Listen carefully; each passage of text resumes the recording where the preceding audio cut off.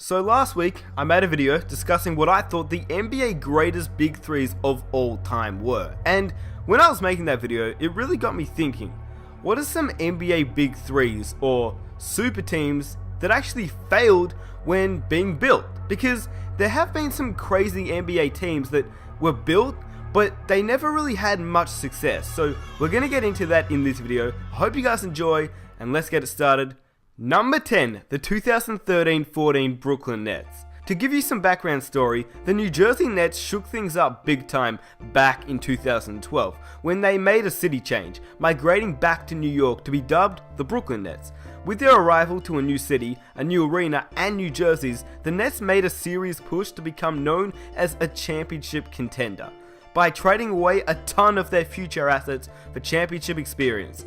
Aging veterans Kevin Garnett, Paul Pierce, and Jason Terry arrived from the Boston Celtics to join the already dynamic nucleus of Deron Williams, Joe Johnson, and Brook Lopez. The Nets would also make sure that they had a solid bench duo by signing Andre Karolinko and Sean Livingston, and selecting Nets legend Jason Kidd as their head coach.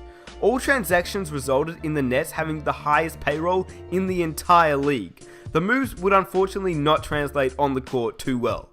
The Nets started the season poorly, with Jason Kidd having trouble adjusting to his new job as a coach, and injuries just damaged the Nets starting lineup when Brook Lopez had to shut down early in the season to have foot surgery. The Nets would still be sort of impressive despite their chemistry issues, but they would still lose to the Miami Heat in the second round of the playoffs anyway, so yeah, the Nets are definitely a super team that failed. But what makes it worse for the Nets is what they gave up for the future. They lost a bunch of future first round picks that I'm pretty sure they'd rather have right now, because obviously the last one left is Brook Lopez, as Deron Williams, Joe Johnson, Kevin Garnett, Paul Pierce, and Jason Terry, they've all gone somewhere else right now, so I'm sure they'd rather have kept their future first round picks.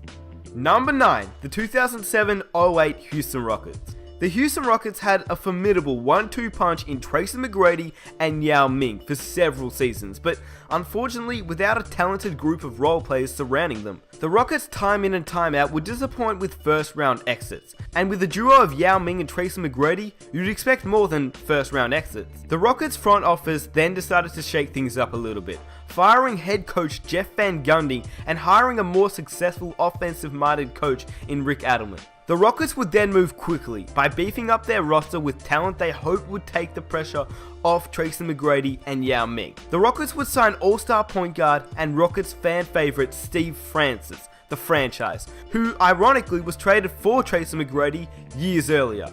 The Rockets would further add bench firepower by signing volume scorer Bonzi Wells and Mike James, as well as trading for Louis Scola. The team would unfortunately be hit by injuries, as you all know, Tracy McGrady and Yao Ming pretty much suffered injuries their entire career, and Steve Francis also had to deal with injuries. All three of these guys would be hampered by injuries, and they would be hampered with injuries for most of the seasons, and they would all miss significant time on the court. The Rockets would, however, post an impressive 22-game win streak during the season, but ultimately they would fall in the first round again as their super team was depleted by injuries.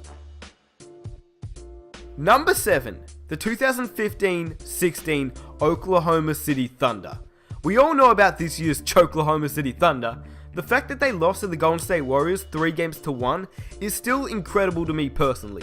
They only had to win one game of 3 chances, but they blew it. And this is why this team didn't advance to the NBA Finals, simply because they choked. And this choke could also be the reason why ultimately Kevin Durant left the Oklahoma City Thunder.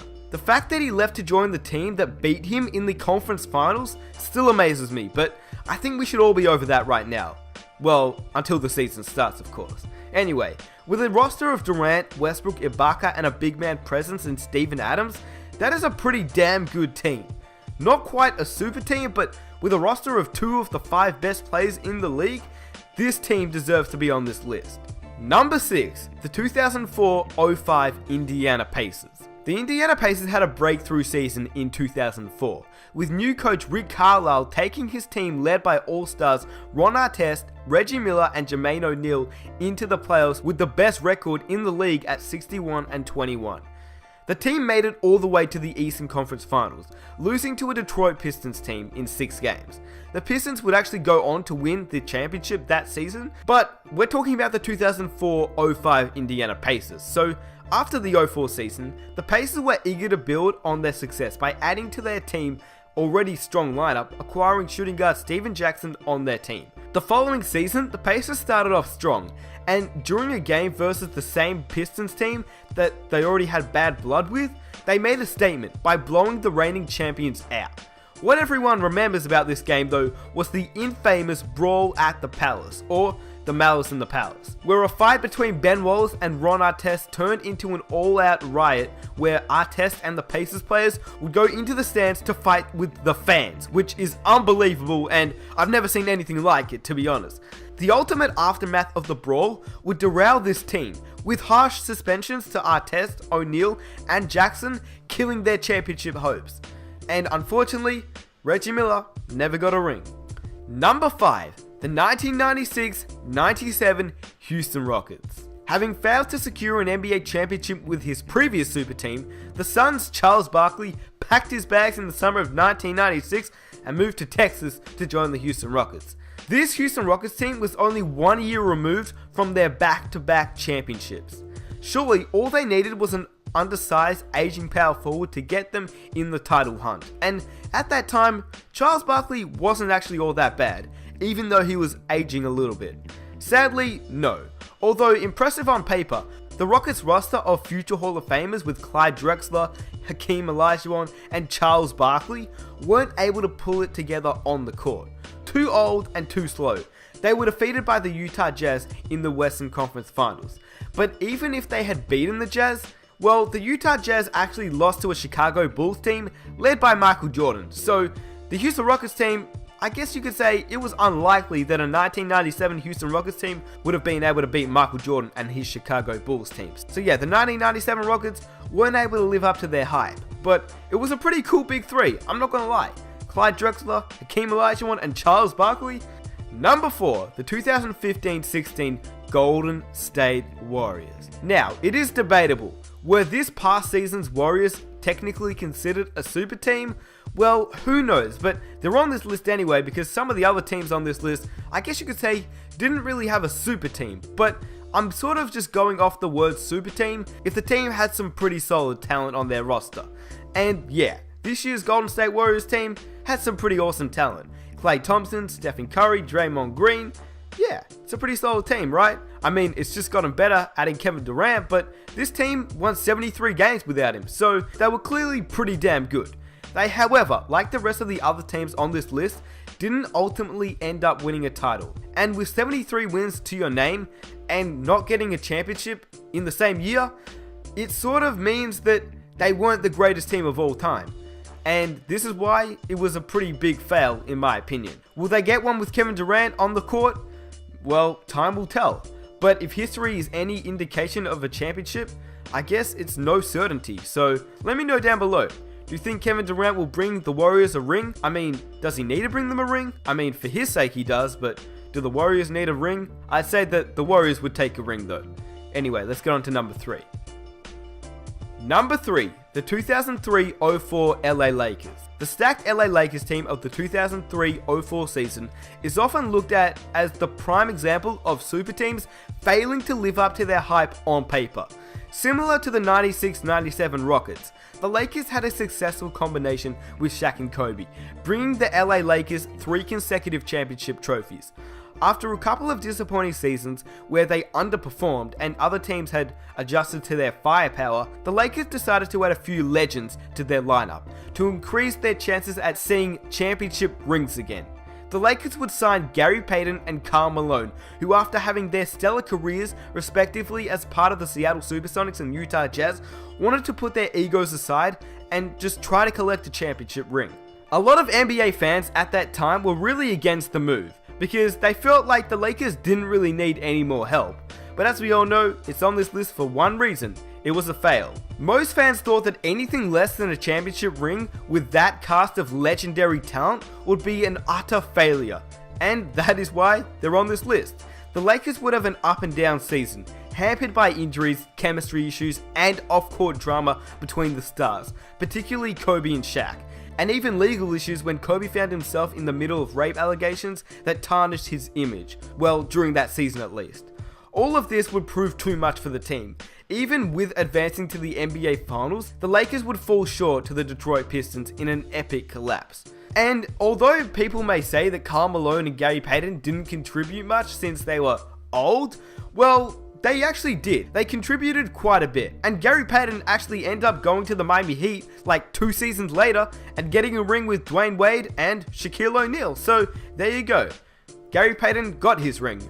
And Karl Malone, well, he never got one. So I'm sure that he wishes this Lakers team could have figured it out, but unfortunately for him, this was another NBA Finals that was a fail.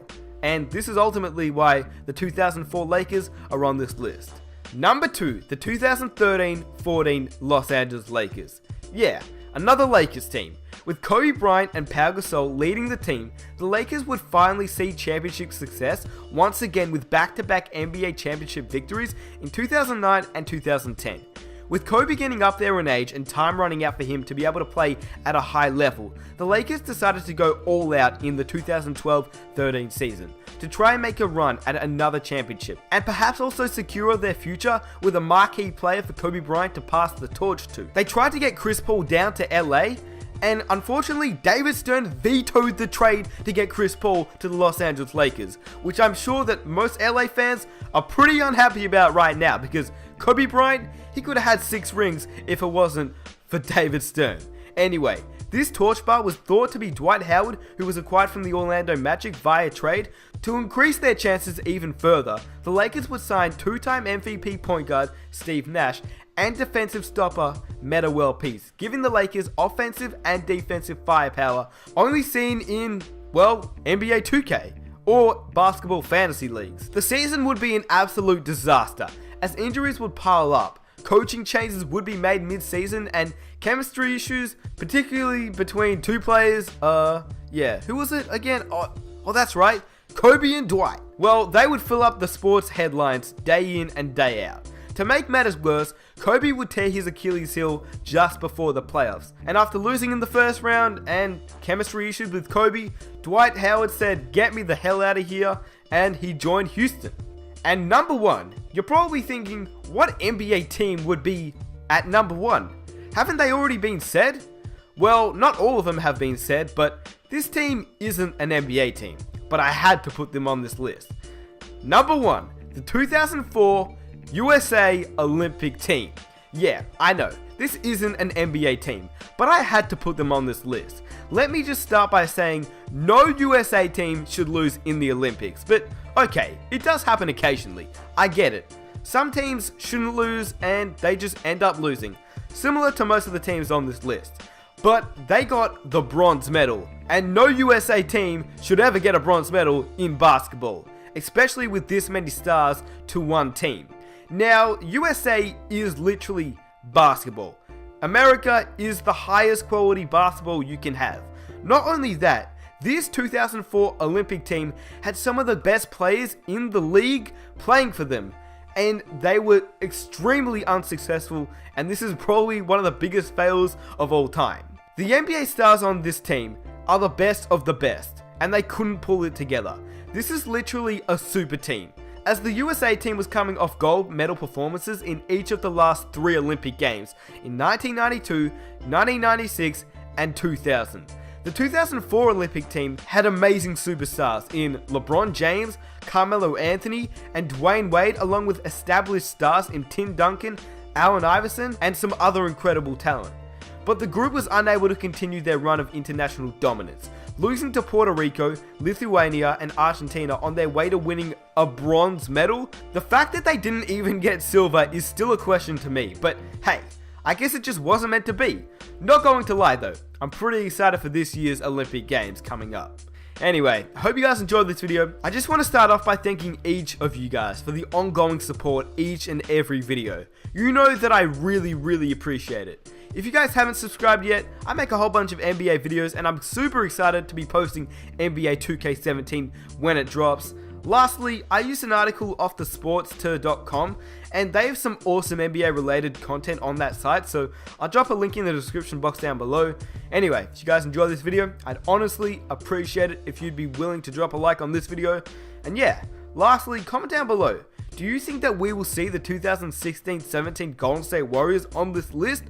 Or do you think they'll win a ring next season? I know it's pretty hard to tell just yet, but it'd be really interesting to see what you guys think before the season actually starts. So it's sort of like your prediction to see whether the Warriors will make the NBA Finals and win it, or even make the NBA Finals and lose it. Anyway, I'm out, guys.